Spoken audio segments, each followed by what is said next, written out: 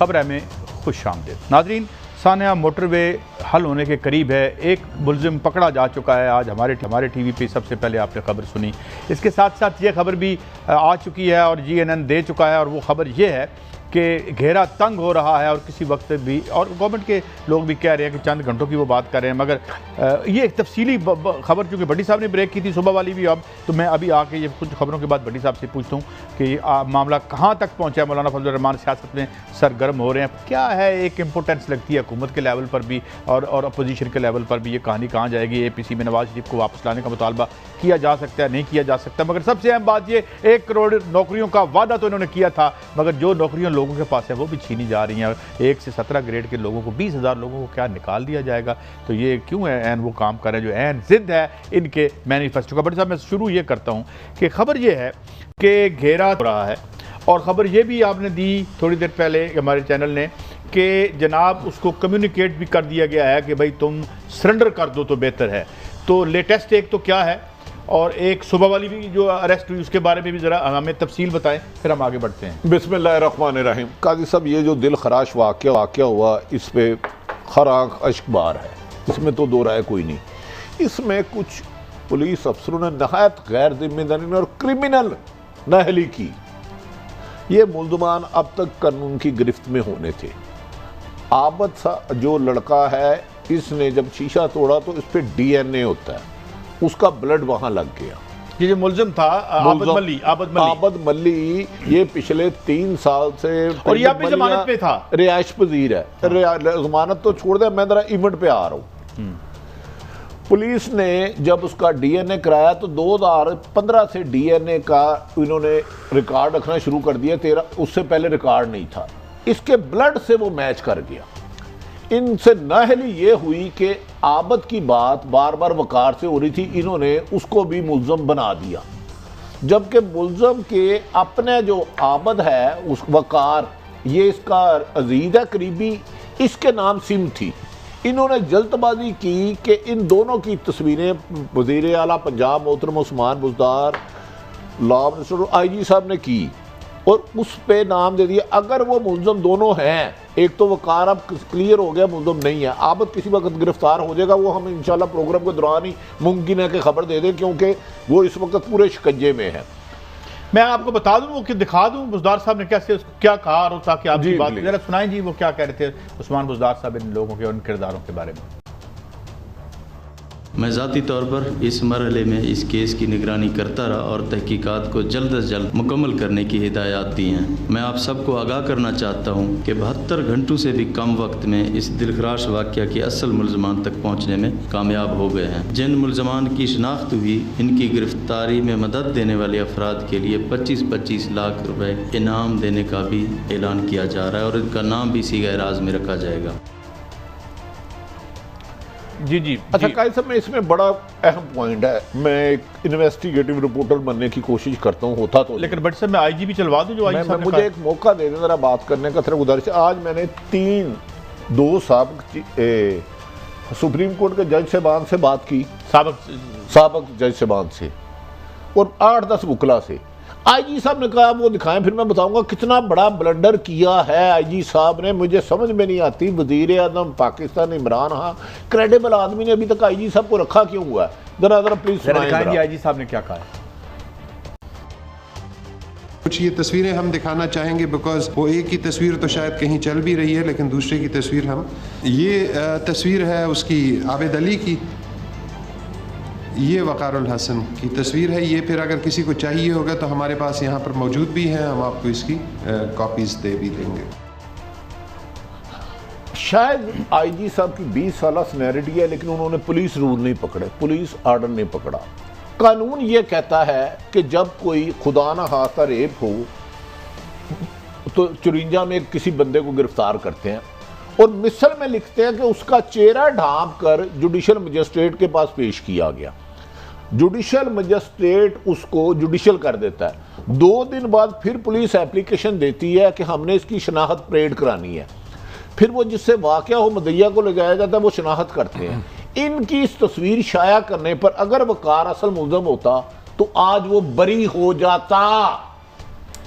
एक आईजी तस्वीर गैर जिम्मेदारी करके कर रहे हैं कि शनाख्त परेड का महल्ले में बगैर चाया किए अगर किसी भी अदालत में केस जाए, वकार तो अब बेगुनाह आ गया है।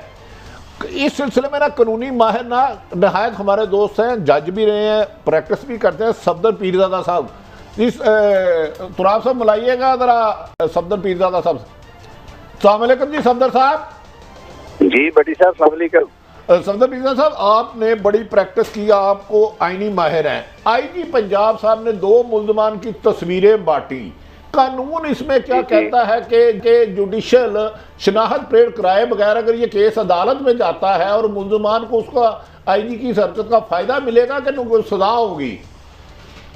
ये बदकिस्मती है हमारी सोसाइटी की कि हमारे जितने भी लोग अखबार टीवी पे आते हैं, जितने भी ऑफिशियल से मोस्टली को कानून का नहीं पता।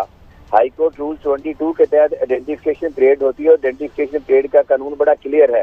आइडेंटिफिकेशन परेड का फायदा तब होगा प्रोसिक्यूशन को और मदई को कि जब तक उनका रिमांड लेना कुछ करना, उनके चेहरे जो है ढांपे जाएंगे। एक कैप सी बनी होती है जिसमें 2 आंखों के निशान बने होते हैं, वो कैप उनको पहना के ले जाया जाता है अनटिल और अनलेस उनसे तफ्तीश मुकम्मल नहीं की जाती और उसकी आइडेंटिफिकेशन परेड नहीं हो जाती, उस वक्त तक उनके चेहरे नहीं दिखाए जाएंगे। अगर उससे पहले चेहरे दिखा दिए जाएंगे तो वो केस बिल्कुल जीरो हो जाएगा। वो अदालत में जाके मुल्जमान जो है वो क्लीन चिट उनको मिलेगी, वो बरी होंगी। ये पूरी ईमानदारी के साथ बात कह रहा हूँ।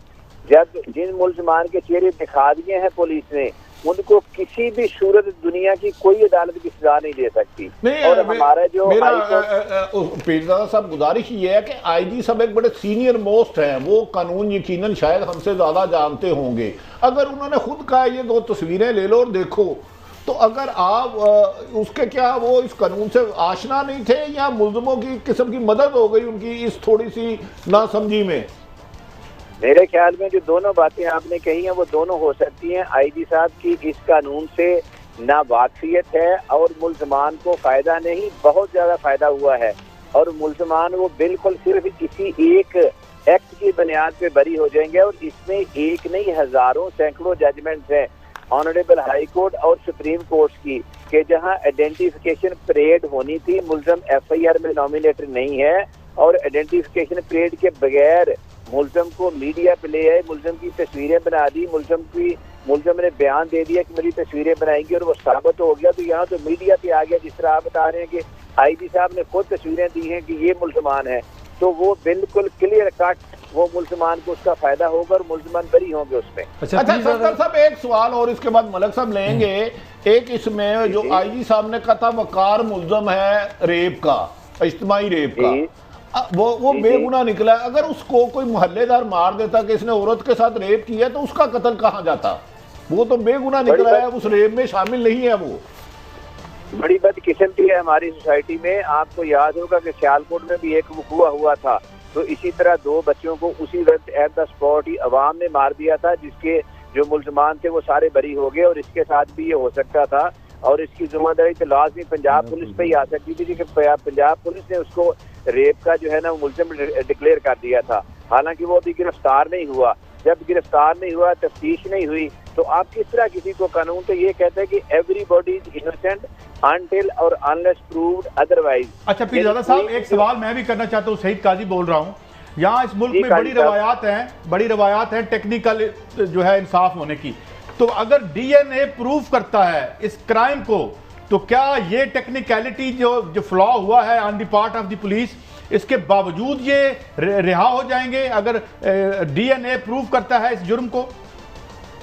अगर डीएनए प्रूव करता है, लेकिन उसमें आप देखेंगे कि डीएनए जो है ना ये एरर फ्री नहीं है, ह्यूमन एरर की ऑप्शन यहाँ पे है। उसमें सुप्रीम कोर्ट के फुल बेंच की जजमेंट्स हैं कि सोरली आप जब डीएनए पे रिलाई करेंगे तो ये जजमेंट बड़ी वीक जजमेंट होगी, सेट असाइड हो जाएगी। और अगर सोरली आप इसी पे रिलाई करते हैं तो बड़ी जिम्मेदारी से कह रहा हूँ कि इनका फायदा मुल्जमान को होगा। बल्कि उससे पहले ये जो काम हो चुका है कि तस्वीरें बना दी, उनकी तस्वीरें देखी, इसी पे आइडेंटिफिकेशन परेड खत्म हो गई और उनका जितना भी प्रोसेस करना था वो प्रोसेस खत्म हो जाएगा यहाँ पे ही।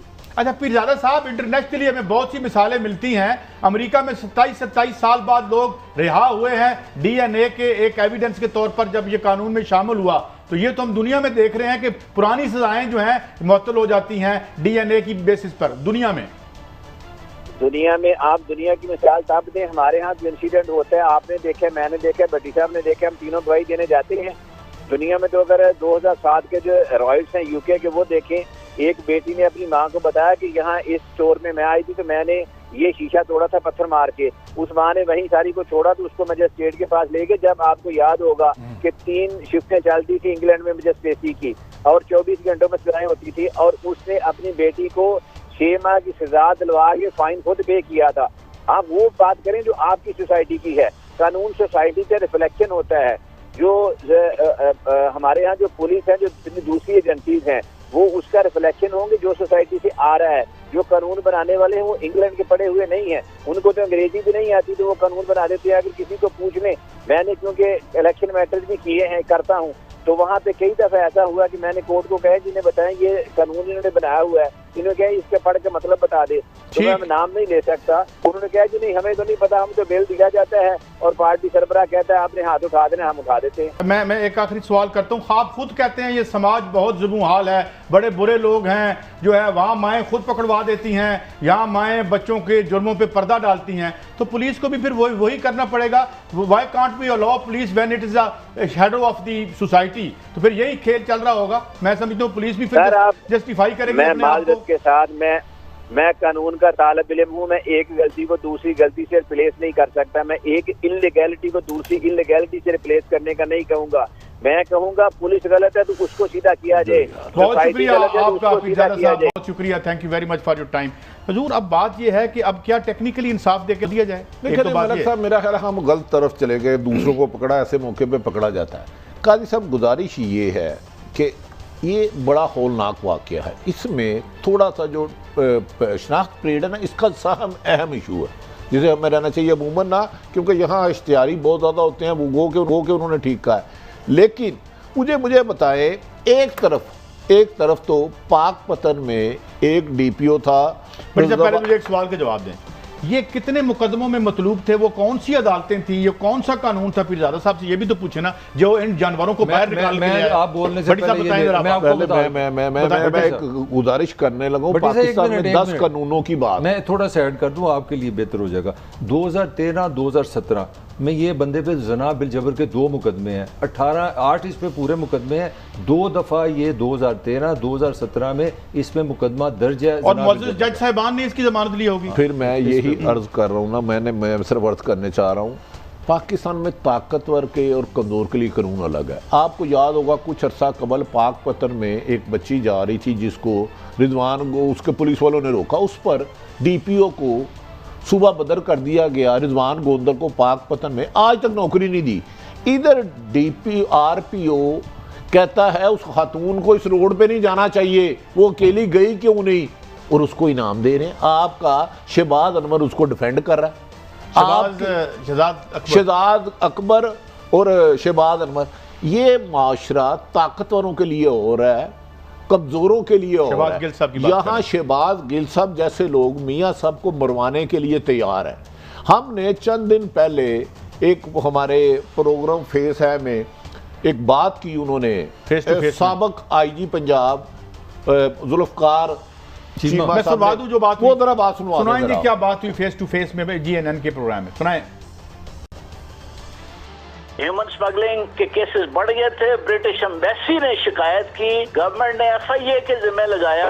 FIA ने एक कमेटी बनाई, that was headed by captain Shoaib. उस कमेटी ने ये इनाम गनी, चूंकि उस वक्त डायरेक्टर था FIA, इसको उस कमेटी ने गिल्टी होल्ड किया, मुजरिम करार दिया। और फिर वो कैप्टन शुएब बाद में प्राइम मिनिस्टर साहब, मौजूदा प्राइम मिनिस्टर साहब इमरान खान साहब को मिला, उन्होंने सारे फैक्ट्स बताए और इमरान खान साहब ने इंटरकॉम उठा के कहा आजम खान वो किधर है इनाम गनी, उन्होंने कहा जी गालिबन वो IB में आई है। उन्होंने कहा कि ये तो करप्ट है और उसने मुल्क को बदनाम किया है, निकालो इसको। हम हैरान हैं कि जिसको PM साहब निकालने तुले हुए थे, निकालना चाहते थे कि क्योंकि वो मुल्क की बदनामी का बायस था, उसी बुरी शोहरत के आदमी को उन्होंने सबसे बड़े सूबे का IG लगा दिया। ये इस सूबे ने क्या जुर्म किया है?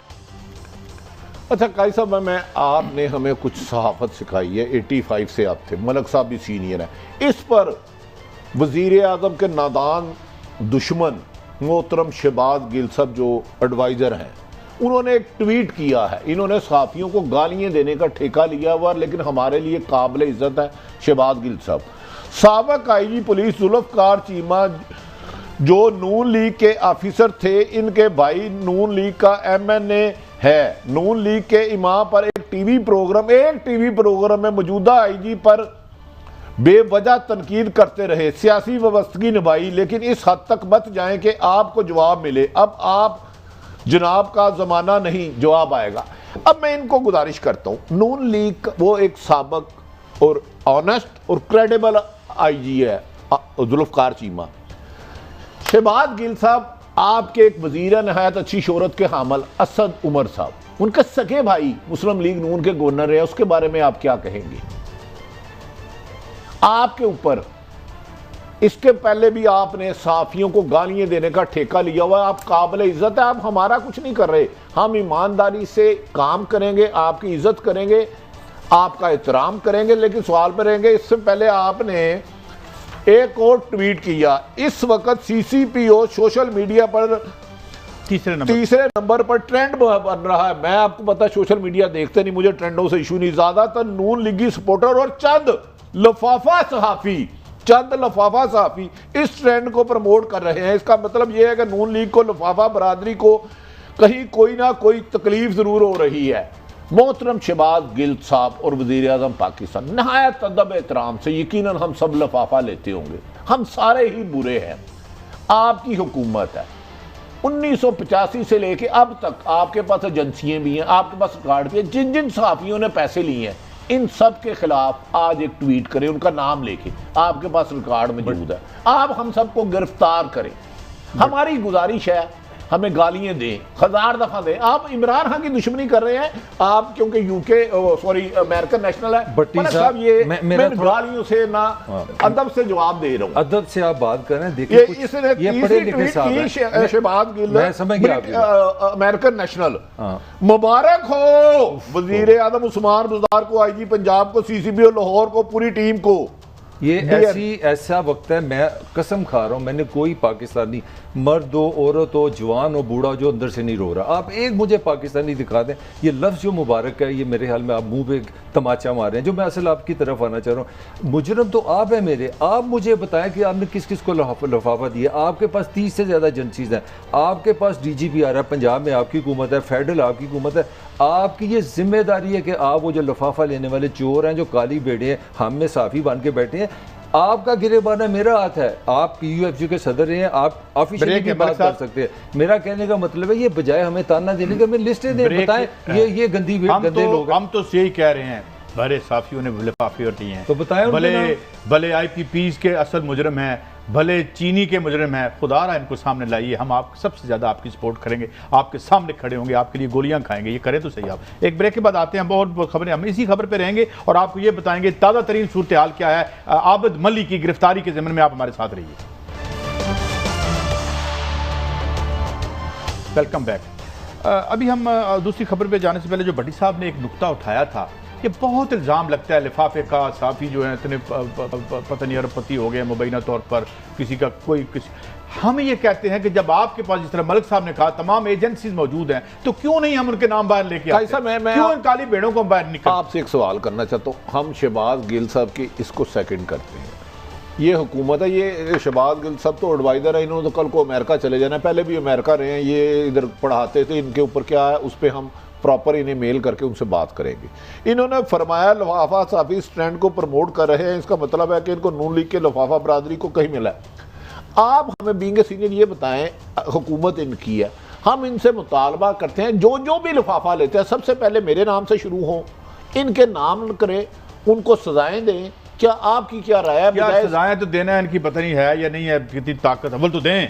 सवाल ये है उनके नाम ही सामने ले आए, किस सन में किसने कहाँ कितने प्लाट नहीं, चीफ एग्जीक्यूटिव मुल्क के वजीर आज़म है ना, ये उनके एडवाइजर है, तो उनसे कहें करते बजाय रोजाना मीडिया को गालियां देना, किसी को उठाना, किसी को मारना, किसी पे पाबंदी लगाना। भाई अगर ये इतना नासूर आपके बकौल है तो इनको एक्सपोज करें, हम तो आपको सेकंड कर रहे हैं। लेकिन बल्कि मैं फिर हम बताएंगे कि पंजाब में एक एडवाइजर ने सीएम की सीआईडी में कौन कौन सी टेपें रिकॉर्ड की, किस किस को भेजी, और उसकी कापियां आपको भेजेंगे। हम बताएंगे कि किस बंदे को इस्लामाबाद से एडवाइजर के तौर पर सीएम भेजा गया, जिसको वजीर आला पंजाब उस्मान बुज़दार ने उनका 8 क्लब रोड दाखिला बंद कर दिया। वो क्या करते थे बताएं, क्या करते थे? हम उस पे उनको मेल करेंगे, उनको इनवाइट करेंगे अपने प्रोग्राम में, हम सीधा ये रिकॉर्डिंग है। ये जो लोग पाकिस्तान चलाने हैं ये काम करते हैं, रिकॉर्डिंग के लिए करते थे ना बेचारे। तो वजीर आला जरा सादा आदमी है, प्यारे आदमी है उस्मान बुज़दार साहब। तो काई साहब जरा सिर्फ आप रहनुमाई फरमा दें, हर तीसरे दिन लिफाफे का इल्ज़ाम लगता है और हमारी ख्वाहिश है कि सहाफ़ियों का गंद साफ हो। आप इसमें क्या रहनुमाई करते हैं? आपने जो कुछ देर पहले जो एक दी थी कि जी निकाल लें, ये कब से ये शुरू में आए, तो क्या इनकी जिंदगी थी और आज ये कहाँ पे है, उनको दिखा दें। और हाँ, दूसरी बात ये बड़ी साहब, ये जो जितना ये जितना माल या ये जो आया है, सवाल ये है, हमें तो एक और बात नज़र आती है कि जिन पे इल्ज़ाम होते हैं वो ज़्यादा इन्वाइट होते हैं वहाँ पे PM ऑफिस में, जिनमें मतलब जो साफ़ी वहाँ बैठे होते हैं हजूर, मतलब मैं क्या कहूँ, तो शरीफ आदमी को तो इन्वाइट कोई नहीं करता, जो किसी की साइड नहीं लेता उसको तो कोई पूछता नहीं है। नहीं, आप वजीर आज़म से ये मुतालबा करते हैं कि अगर कोई साफी लिफाफा लेता तो मेहरबानी करके उनके नाम और उनके खिलाफ कार्रवाई करें। तीनों एजेंसियों को बुलाएं, मिलिट्री एजेंसी को भी बुलाएं, सिविल एजेंसियों को भी बुलाएं, एक एक चीज है, किस किस सीक्रेट फंड से किसको पैसे मिले, सारा सामने। सब ये कोई मुश्किल बात है आपको, आप खुद समझते हैं। 1 मिनट, PID है आपका, फेडरल डिपार्टमेंट है, फिर DGPR है, इनके पास अगर 1 रुपया भी आपने लिया ना, एक मोटरसाइकिल भी मांगी है, या आपने कहा जी मुझे खाला के घर छोड़ा, मैं सच बता रहा हूँ, सारा रिकॉर्ड मौजूद है, इसमें तो बहस बनती। चले हमने गुजारिश कर दी आगे अच्छा, आपका ये जो हमारे CCPO हैं, इन साहब के बारे में तो ये बड़े ट्वीट्स करते हैं, उनको बड़ी हौसला अफजाई करते हैं। मैं पढ़ रहा था कि जो एस्टेब्लिशमेंट डिवीजन है वो 7 दफ़ा इनके जो परफॉर्मेंस पे नेगेटिव कर चुकी है, ये किसी को नजर नहीं आता। वैसे ट्वीट में बड़ी तारीफ उनकी हो रही है। ये मैं चीफ जस्टिस साहब लाहौर हाई कोर्ट बताया, उन्होंने भी बड़ी CCPO लाहौर के बयान पर पूरी काबीना को माफ़ी मांगनी चाहिए। पंजाब हुकूमत के वज़रा CCPO को बचाने में लग गए हैं, ये उनका कहना था, और लगता है CCPO लाहौर वज़रा का ऑफिसर है, ये भी उन्होंने कहा। और फिर उन्होंने वजीर कानून को भी आड़े हाथों लिया और कहा कि वजीर कानून का क्या काम है, राजा साहब की बात, क्या वजीर कानून को तफ्तीश का तजर्बा है, ये उनका कहना था। बहरहाल उन्होंने माफ़ी भी मांग ली है, जो भी है, और अदालत का काम है उसको कबूल करना या ना कबूल करना। बड्डी साहब, मैं अब मेन खबर पर आता हूँ, आप मुझे बताएँ कि अभी तक सुना है कि एक स्टैंड ऑफ जारी है, खबरें आ रही हैं, जो हुकूमत पंजाब के तर्जुमान कह चुके हैं चंद घंटों में। तो जब आपने खबर डिग की तो पता ये चला कि अंदाजा है कि घेरा तंग हो रहा है और स्टैंड ऑफ है। इस केस में शफकत ने इकबाल जुर्म कर लिया है, उसका DNA मैच कर गया है, खातून ने भी शनाख्त कर ली है।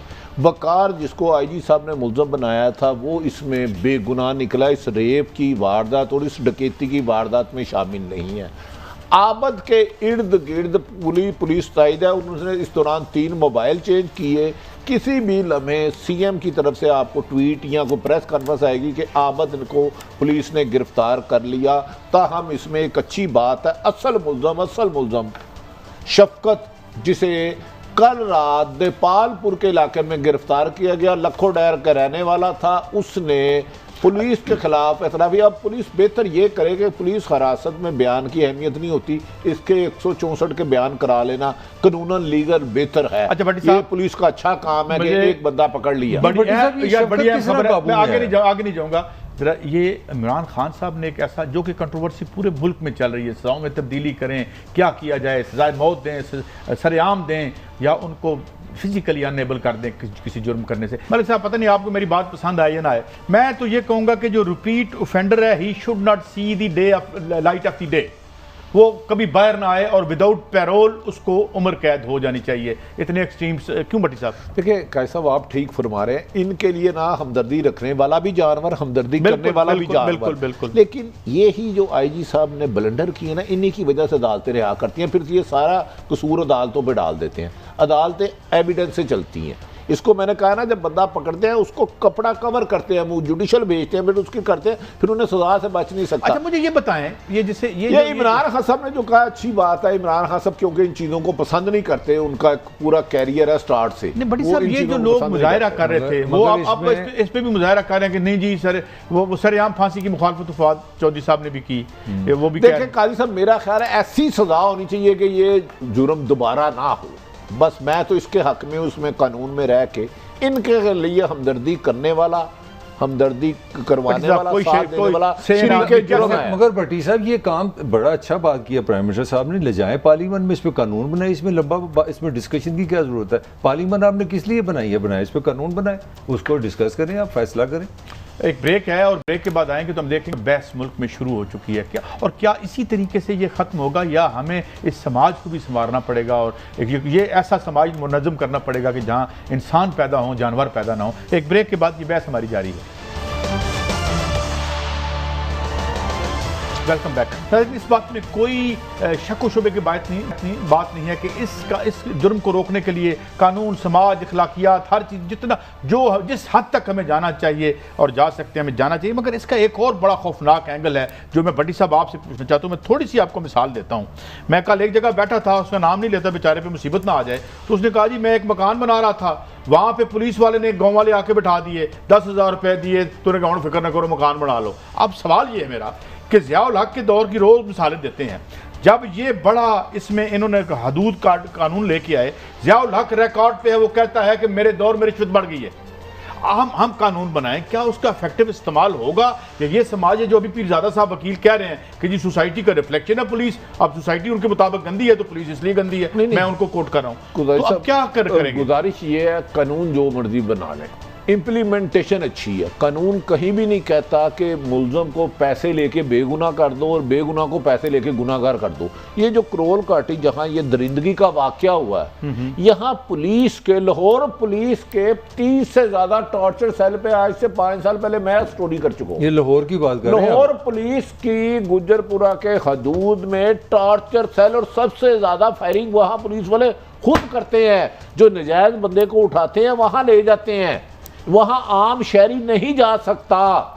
काजी साहब, कानून आप जितने मर्जी बनाए, एक सवाल, उनको इंप्लीमेंट करने के लिए आखिरी लफ्ज ईमानदार, काबिल अफसर, सिफारशी नहीं, दयानतदार, और उनकी कानूनी कार्रवाई के मुताबिक उन्हें सजा दिलाई जाए। कानून बनाने से नहीं, इंप्लीमेंटेशन करने से। मैं आपको कल की बात बताता हूँ। मोहतरमा सादिया अफजाल साहब के प्रोग्राम में एक वालदा आई, मैं उसमें बैठा हुआ था। उस वालदा के बच्चे, माइनर बच्चे के साथ ज्यादती हुई और उन्होंने टीवी पे लाइव आके कहा कि पुलिस मजबूर कर रही है कि आप मुजरिम से सुलह करें। ये सही है। अच्छा, अब ये वो टीवी पे आएगा तो उसको भी पकड़ लेंगे, नहीं टीवी पे आएगा उसका सौदा हो जाएगा थाने में। ये कसूर में वहां के डीएसपी पर्चे ही नहीं देता था, लोगों को डराता था, कहता था बच्चे के साथ कोई बदफेली हो ना, कैसे हुई, क्यों हुई, कल को आपको अदालत में जाएंगे।